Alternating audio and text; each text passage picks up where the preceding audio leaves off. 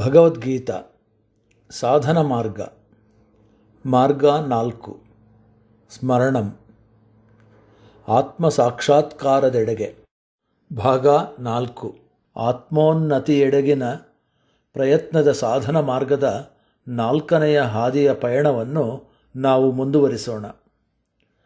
ಗುರು ಶಿಷ್ಯರ ಸಂಬಂಧದ ಬಗೆಗಿನ ಈ ಪ್ರಸ್ತುತಿಯು ಅನ್ವೇಷಕನಿಗೆ ತನ್ನ ಗುರಿಯನ್ನು ತಲುಪಲು ಸಹಾಯ ಮಾಡುವ ಗುರುವಿನ ಮುಖ್ಯ ಪಾತ್ರವನ್ನು ಮತ್ತು ಆ ಸಂಬಂಧದ ಕಾರ್ಯರೂಪದ ಒಳನೋಟವನ್ನು ನಮಗೆ ಸಾದರಪಡಿಸಿದೆ.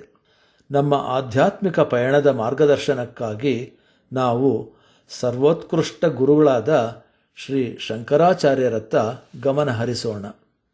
ಶ್ರುತಿ ಪುರಾಣಾನಾಂ ಆಲಯಂ ಕರುಣಾಲಯಂ ನಮಾಮಿ ಭಗವತ್ಪಾದಂ ಶಂಕರಂ ಲೋಕಶಂಕರಂ.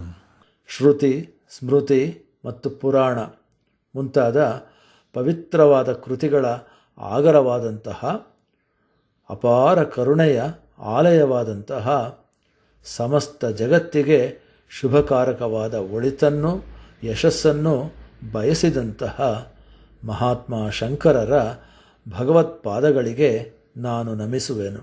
8 ಚರಣಗಳ ಶ್ಲೋಕಗಳಾದ ಗುರ್ವಷ್ಟಕಂ ಅನ್ನು ನಾವು ಇಲ್ಲಿ ಪ್ರಸ್ತುತಪಡಿಸುತ್ತಿದ್ದೇವೆ. ಗುರುವಿನ ಉಪದೇಶವನ್ನು ಆಲಿಸುವುದು ಎಷ್ಟು ಮುಖ್ಯ ಎಂಬುದನ್ನು ತಮ್ಮ ವೈಶಿಷ್ಟ್ಯಪೂರ್ಣವಾದ ಶೈಲಿಯಲ್ಲಿ ಈ ಗುರ್ವಷ್ಟಕದಲ್ಲಿ ಸಾರಿ ಹೇಳಿದ್ದಾರೆ.